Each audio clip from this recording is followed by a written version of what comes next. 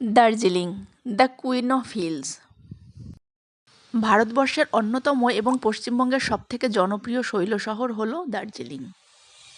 দার্জিলিং মানে বাঙালির কাছে একটা আবেগ। বাঙালির পাহাড় ভ্রমণ আর ঘুরতে যাবার কথা মাথায় এলে সবার প্রথমেই মনে আসে দার্জিলিংয়ের কথা। তবে দার্জিলিং মানে শুধুই পাহাড় নয়, আছে ইউনেস্কো স্বীকৃতি পাওয়া টয় ট্রেন, পাহাড়ের ঢালে সবুজ চায়ের বাগান, ভারত ও বিশ্বের অন্যতম উঁচু রেল স্টেশন ঘুম, মাথা উঁচু করে থাকা কাঞ্চনজঙ্ঘা আর মেঘেদের খুব কাছ থেকে দেখার একটা অদ্ভুত আনন্দ। আজকে এই ভিডিওটির মাধ্যমে আমি দার্জিলিং ট্যুরের সম্পূর্ণ একটা তথ্য দিতে চলেছি। আপনারা যারা দার্জিলিং ট্যুর প্ল্যান করছেন তাদের জন্য এই ভিডিওটি খুবই উপযোগী। যারা আমার চ্যানেলে নতুন তারা অবশ্যই চ্যানেলটিকে সাবস্ক্রাইব করবেন এবং লাইক কমেন্টস করতে ভুলবেন না। ভিডিওতে আমি দেখাবো কলকাতা থেকে কিভাবে দার্জিলিং আসবেন, দার্জিলিংয়ে বাজেট হোটেল কোথায় পাবেন, কতদিনের ট্যুর প্ল্যান করবেন, কোন কোন জায়গাগুলি ঘুরে দেখবেন, সাইট সিনের গাড়ি কোথা থেকে বুক করবেন এবং জনপ্রতি খরচা কত। ভিডিওর স্ক্রিনে সমস্ত ট্রেনের লিস্ট দেওয়া আছে।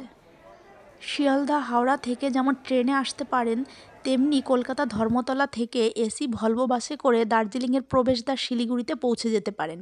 সময় লাগবে 11 থেকে 12 ঘন্টা। আমাদের ট্রেন শিয়ালদা থেকে কাঞ্চনকন্যা এক্সপ্রেস যাব শিলিগুড়িতে। আপনারা সরাসরি ফ্লাইটে পৌঁছে যেতে পারেন বাগডোগরা এয়ারপোর্টে, সেখান থেকে শেয়ার গাড়ি বা রিজার্ভ গাড়ি করে পৌঁছে যেতে পারেন দার্জিলিং। এছাড়া শিলিগুড়ি স্টেশন থেকে বা এনজিপি থেকে টয় ট্রেনে করেও পৌঁছে যেতে পারেন। এক্ষেত্রে সময় অনেকটা বেশি লাগবে। দার্জিলিংয়ে কতদিনের ট্যুর প্ল্যান করবেন? 2 রাত্রি 3 দিনের ট্যুর প্ল্যান করতে পারেন, সেক্ষেত্রে সমস্ত জায়গা দেখা কমপ্লিট হবে। কেউ চাইলে সেখানে 3 রাত্রি 4 দিনেরও করতে পারেন, সেক্ষেত্রে আরও সুন্দরভাবে সব জায়গা কভার করতে পারবেন। এখন ঘড়িতে বাজে হচ্ছে 8টা 4। আমি পৌঁছে গেছি শিলিগুড়ি জাংশনে। এখান থেকে এখন যাবো দার্জিলিংয়ের দিকে। শিলিগুড়ি থেকে দার্জিলিং পৌঁছানোর জন্য 2টি রুট আছে, একটা হচ্ছে ভায়া মিরিক আর একটা হচ্ছে ভায়া কার্শিয়াং। শিলিগুড়ি স্টেশনের বাইরে বাস প্লাস ছোট বড় সব ধরনের গাড়ি দার্জিলিং যাওয়ার জন্য পাওয়া যাবে। এখন দাঁড়িয়ে আছি তেনজিং নরগে বাস স্ট্যান্ডে। এখান থেকে আমরা বাসে করে পৌঁছে যাব দার্জিলিং। বাসের টিকিট 105 টাকা আর শেয়ার গাড়িতে ভাড়া পড়বে 250 থেকে 300 টাকা। রিজার্ভ করলে সেখানে ছোট গাড়ি 2500 থেকে 3000 এবং বড় গাড়ি 3.5 থেকে 4000। সময় লাগবে 3 থেকে 4 ঘন্টা। পাহাড়ের বাস জার্নিটা সমতলের মতো নয়, টিকিট কেটে নির্দিষ্ট সিটে বসেই আপনি যেতে পারবেন। রাস্তার দুপাশের সৌন্দর্য উপভোগ করতে করতে পৌঁছে গেলাম সোনাডা স্টেশনে। দার্জিলিং পৌঁছানোর আগেই দেখতে পেলাম টয় ট্রেন। এ এক আলাদা অনুভূতি।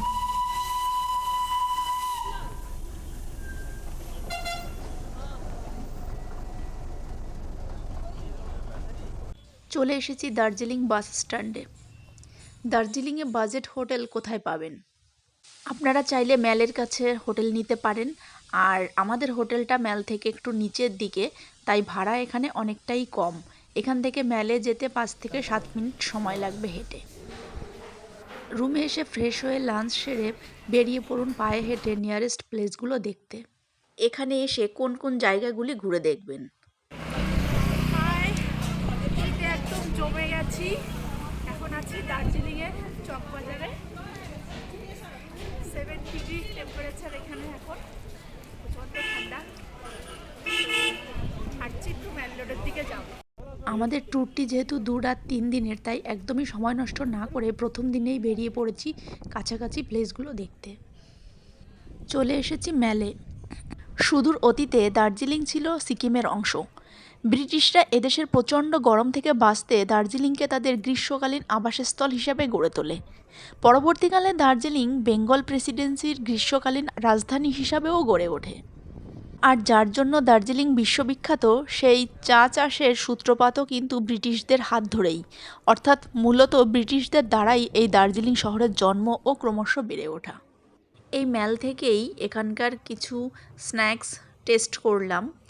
এরপর আমরা এগিয়ে যাব মহাকাল টেম্পেলের দিকে। এখান থেকেই হেঁটে যাওয়া যাবে।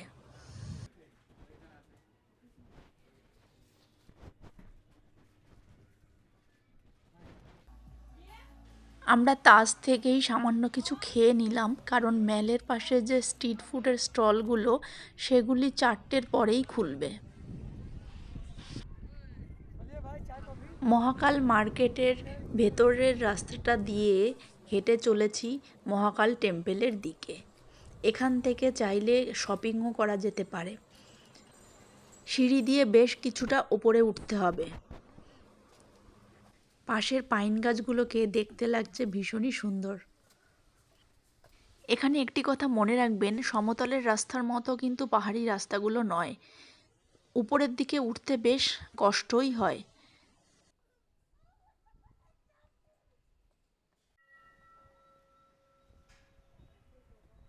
এখানে হিন্দু ও বৌদ্ধ ধর্মের একসাথে উপাসনা করা হয়। ব্রহ্মা, বিষ্ণু এবং মহেশ্বর এখানে আছেন।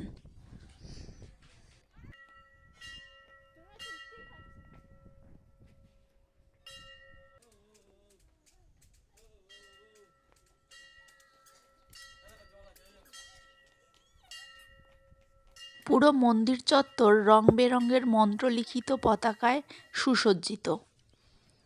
বৌদ্ধ ধর্মমতে এই মন্ত্রলিখিত পতাকার মধ্য দিয়ে প্রবাহিত বায়ু চারপাশের পরিবেশকে পবিত্র করে।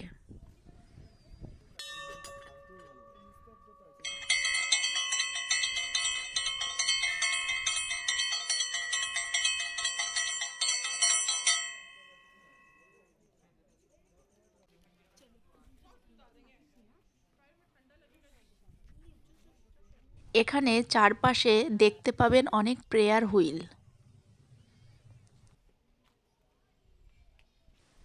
মহাকাল মন্দির থেকে বেরিয়ে মহাকাল রোড ধরে অবজারভেটরি হিল পয়েন্ট বা কাঞ্চনজঙ্ঘা ভিউ পয়েন্টে চলে আসুন। এখান থেকে মেঘমুক্ত অবস্থায় কাঞ্চনজঙ্ঘার মনোমুগ্ধকর ভিউ পাওয়া যায়। তবে ওয়েদার খারাপ থাকলে কিন্তু আপনারা আনলাকি, কাঞ্চনজঙ্ঘার এত সুন্দর ভিউ কিন্তু পাবেন না। বিকাল গড়িয়ে সন্ধ্যা। ম্যালে রয়েছে প্রচুর স্ট্রিট ফুডের স্টল, যেখানে অনেক রকমের সুস্বাদু চাইনিজ খাবার ট্রাই করতে পারেন। এখানে এসে মোমো টেস্ট করতে একদমই ভুলবেন না, কারণ পাহাড়ি মোমোর টেস্টই আলাদা।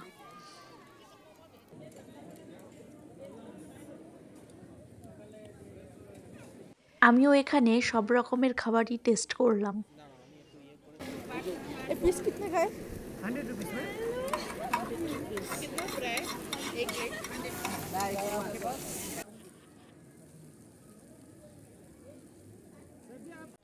আপনারা যারা স্ট্রিট ফুড পছন্দ করেন না, তাদের জন্য বেস্ট অপশান হচ্ছে গ্লেনারিস বা ক্যাভেন্টার্স, যে দুটি রেস্টুরেন্ট ম্যালের একদম পাশেই।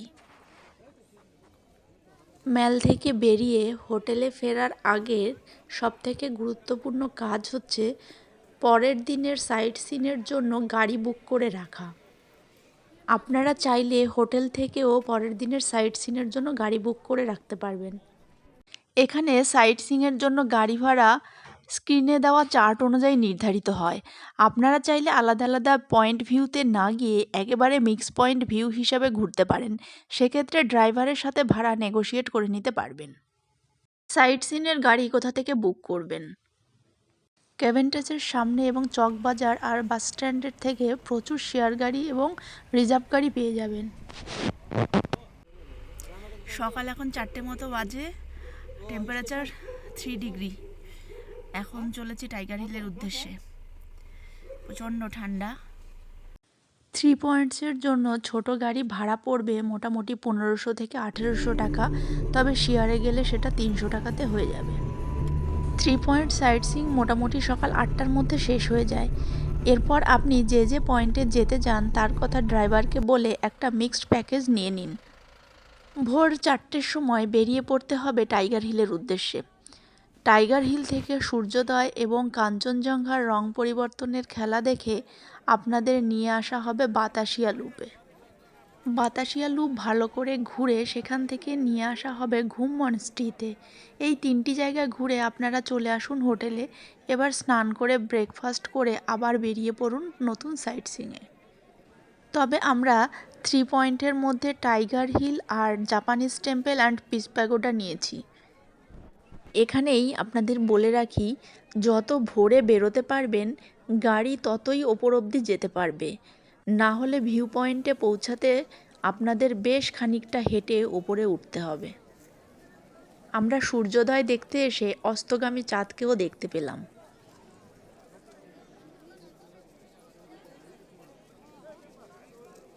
সূর্যোদয়ের দৃশ্যটা আমি ক্যামেরাবন্দি করেছি সত্যি, কিন্তু এ দৃশ্য আপনাদের বলে বোঝাতে পারবো না সচক্ষে দেখতে, তাই আপনাদের আসতেই হবে টাইগার হিলে।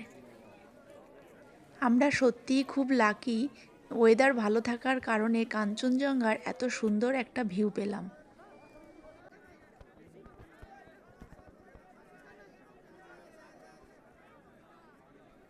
প্রচণ্ড ঠান্ডা এখানে, আর এই ঠান্ডায় গরম চায়ের লোভ সামলানো যাচ্ছে না।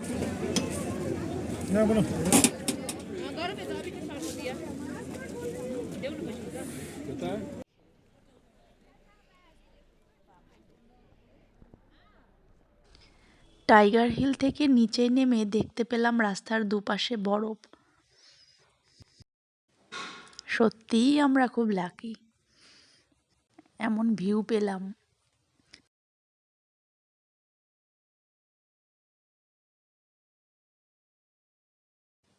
টাইগার হিলে আসার সময় এন্ট্রি ফি না নিলেও এক্সিট পয়েন্টে কিন্তু একটা ফিস লাগছে, 20 টাকা আর হচ্ছে 50 টাকা, টোটাল 70 টাকা।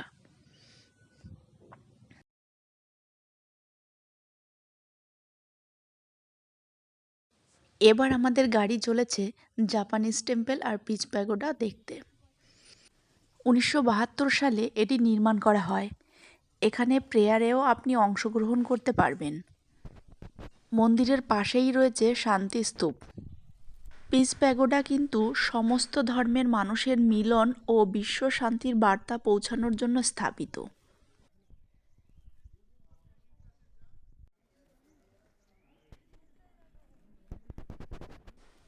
এখান থেকেও আপনি কাঞ্চনজঙ্ঘা দেখতে পাবেন। টাইগার হিল থেকে এখানে যেন আরো ঠান্ডাটা বেশি, কাঁপছি রীতিমতো আমি। পিস প্যাগোডার চারিপাশে রয়েছে ভগবান বুদ্ধের মূর্তি ও তার জীবনের বিভিন্ন কাহিনী। এখানে আপনাদের বলে রাখি, এনজিপি থেকে গাড়ি করে পৌঁছতে সময় লাগবে 3 থেকে 4 ঘন্টা, দূরত্ব প্রায় 75 কিমি। এটা ভায়া কার্শিয়াং হয়ে আসার কথা বলছি, আর অন্যটি ভায়া মিরিক হয়ে এলে দূরত্ব 95 কিমি, সময় লাগবে 4 থেকে 4.5 ঘন্টা। দূরত্ব কম হওয়ায় কার্শিয়াং হয়ে দার্জিলিং আসতে ছোট গাড়িতে ভাড়া পড়বে 2 থেকে 2,500 আর বড় গাড়িতে 3,000 মতো। তবে সস্তায় দার্জিলিং ভ্রমণ করতে হলে অবশ্যই বাস জার্নি করবেন আর শেয়ার গাড়িতে ঘুরবেন। ভায়া মিরিক হয়ে দার্জিলিং এলে বেশ কিছু সাইটসিং পয়েন্ট তার মধ্যে পড়বে, যেমন দুধিয়া তিংলিং ভিউ পয়েন্ট, মিরিক শহর, Mirik lake, Gopaldhara tea estate, Pashupati market, সীমানা ভিউ পয়েন্ট, জোরপক্ষী ও লেপচা জগৎ হয়ে গাড়ি পৌঁছবে দার্জিলিং। এক্ষেত্রে সাইটসিংয়ের জন্য পুরো একটা দিন লাগবে।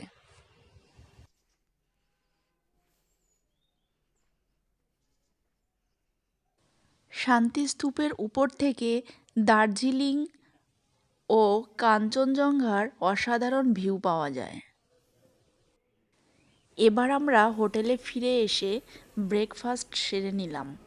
এরপর আমরা যাব বাতাসিয়া লুপ দর্শনে। 3 পয়েন্ট দর্শনের পর আমরা মিক্স প্যাকেজ নিয়েছি, যেখানে পার হেড পড়ছে 300 টাকা। বাতাসিয়া লুপের এন্ট্রি ফি হচ্ছে 50 টাকা।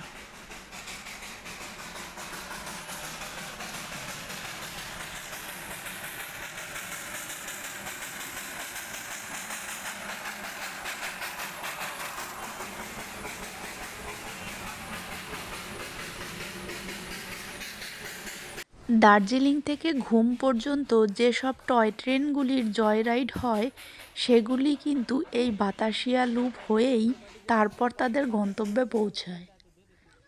বাতাসিয়া কথার অর্থ এয়ার স্পেস, লুপ কথার অর্থ বৃত্তাকার।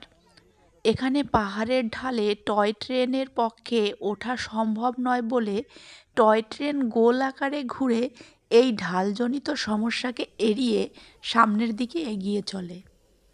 তাই এর নাম বাতাসিয়া লুপ। বিভিন্ন সময় যুদ্ধে গোর্খা সৈনিকেরা যে প্রাণ দিয়েছিলেন তাদের স্মৃতি রক্ষার্থে এই মেমোরিয়ালটি নির্মাণ করা হয়েছে।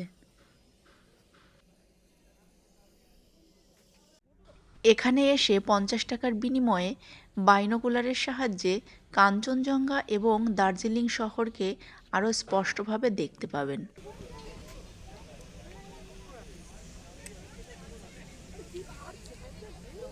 অদ্ভুত লাগছে কিন্তু ফিলিংসটা দারুণ।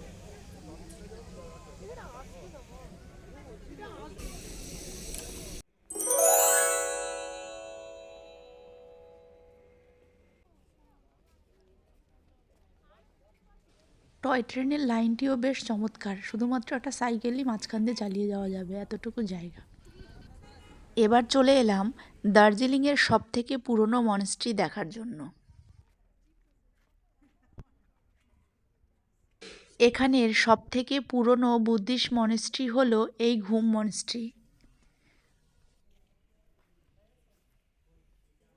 ভিতরে রয়েছে 12 ফুট উঁচু ভগবান বুদ্ধের একটি মূর্তি। এরপর দেখে নিতে পারবেন ডালি মনেস্ট্রি। দার্জিলিং আর ঘুম স্টেশনের মাঝে আছে এই ডালি মনেস্ট্রি। এরপর আমরা চললাম রক গার্ডেনের দিকে। রক গার্ডেন যাওয়ার জন্য দার্জিলিং থেকে বেশ কিছুটা নিচে নামতে হয়। পথের দুপাশে পাহাড়ের এত সুন্দর ভিউ পাবেন যা দেখে মন মুগ্ধ হয়ে যাবে। রক গার্ডেনের এন্ট্রি টিকিট জনপ্রতি 20 টাকা। এই রক গার্ডেন প্রতিষ্ঠিত হয়েছিল 1980 সালে স্যার জন অ্যান্ডারসনের হাত ধরে। দার্জিলিংয়ে যে কয়েকটি ফেমাস জায়গা রয়েছে তার মধ্যে এই রক গার্ডেন মুখ্য ভূমিকা পালন করে।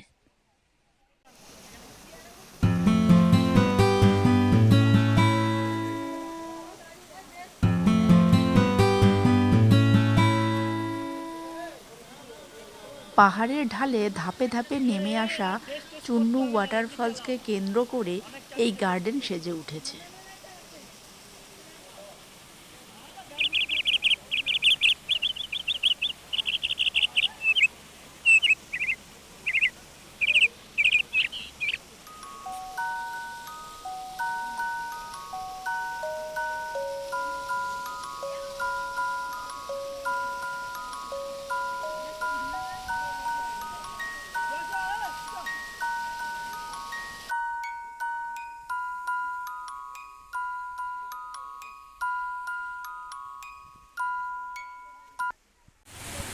এই রক গার্ডেন থেকে 3 কিমি দূরে রয়েছে গঙ্গামাইয়া পার্ক, যেটি মূলত একটি উপত্যকা, কিন্তু আমাদের ড্রাইভার দাদা বললেন সেটি এখন বন্ধ আছে, তাই আমরা দেখতে পারিনি। এখানে এসে একটা অরেঞ্জ গাছের দেখা পেলাম। রক গার্ডেনে আসার পথে বা ফেরার পথে দেখে নিতে পারেন orange valley tea estate. Orange valley tea garden হলো দার্জিলিংয়ের সবথেকে সুন্দর একটি টি গার্ডেন। এই গার্ডেনে আসার কোনোরূপ এন্ট্রি ফি লাগে না। অপরূপ সৌন্দর্যে মোড়া এই চা বাগান আপনাকে তার প্রাকৃতিক সৌন্দর্যের জন্য মুগ্ধ করবে। আমরা বেশ কিছুক্ষণ এখানে সময় কাটালাম। চায়ের ফুল দেখতে পেলাম একদম সামনে থেকে এই প্রথমবার। এটা কুড়ি।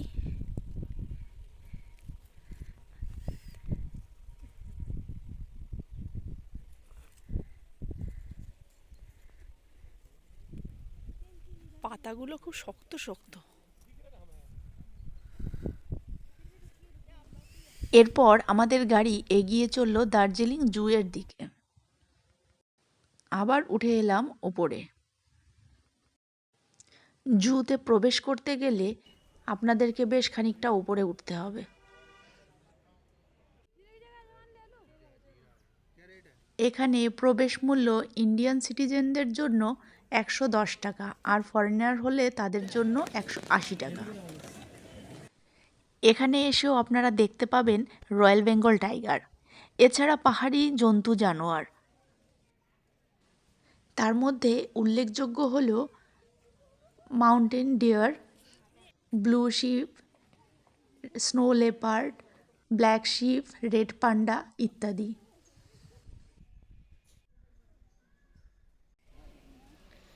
যদিও ঠান্ডার মধ্যে এসেছি, তাও আইসক্রিমের লোভ সামলানো যাচ্ছে না। এছাড়াও এখানে এসে দেখতে পাবেন হিমালয়ান মাউন্টেনিয়ারিং ইনস্টিটিউট। মিউজিয়ামের মধ্যে মোবাইল অ্যালাউ নয়, তাই আমি দেখাতে পারলাম না। তবে আপনারা জুতে এলে অবশ্যই মিউজিয়াম ভিজিট করবেন, ভীষণই ভালো লাগবে।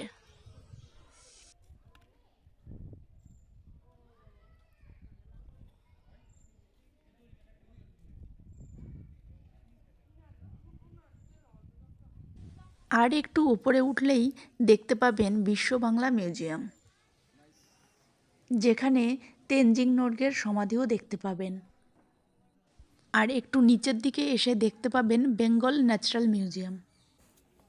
ফেরার পথে টেস্ট করলাম একটা তিবেতিয়ান ডিশ, যার নাম লাফিং, খেতে অসাধারণ। এখানে এসে যে হোটেলে থাকবেন সেখানেই খাবার পেয়ে যাবেন, তবে চাইলে ইনক্লুডিং ফুড নাও নিতে পারেন, কারণ মেল বা রাস্তার আশেপাশে রয়েছে অসংখ্য রেস্টুরেন্ট। মহাকাল রেস্টুরেন্ট আমি সাজেস্ট করব। ঠিক তার পাশে রয়েছে পদ্মা রেস্টুরেন্ট, যেখানে ভালো মানের বাঙালি খাবার পাওয়া যায়। ঐতিহ্যবাহী ক্যাভেন্টার্স রেস্টুরেন্টে ব্রেকফাস্ট আর গ্লেনারিজের ডিনার করার ইচ্ছা অনেকেরই থাকে। মেল চৌরাস্তার পাশেই এই দুটি রেস্টুরেন্ট। এবার একটু গরম চায়ে চুমুক দিয়ে আবার ফিরে এলাম হোটেলে। আজ আমাদের তৃতীয় দিন দার্জিলিংয়ে। বাড়ি ফেরার পালা আজ। পায়ে হেঁটে আবার কিছু জায়গা ঘুরে দেখব আজ। চলে এসেছি নাইটেঙ্গেল পার্কে। এই পার্কে ঢুকতেও সিঁড়ি দিয়ে বেশ কিছুটা উপরে উঠতে হয়। মেঘমুক্ত দিনে এখান থেকেও কাঞ্চনজঙ্ঘার ভিউ পাওয়া যায়। সকাল 9টা থেকে বিকাল 4টে পর্যন্ত খোলা থাকে এই পার্কটি।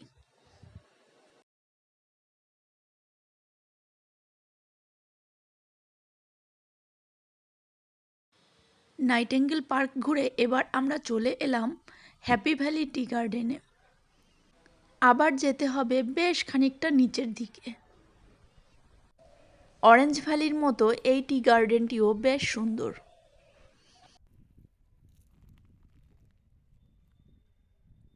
এখানে দেখতে পাচ্ছি মেঘের খেলা। মেঘ কখনো গ্রাস করছে উচ্চ পাহাড়গুলোকে, আবার কখনো খোলা আকাশকে। এখানে এসে এবং আসার পথে রাস্তার দুপাশে দেখতে পেলাম বেশ কিছু ছোট বড় পাহাড়ি ফুল,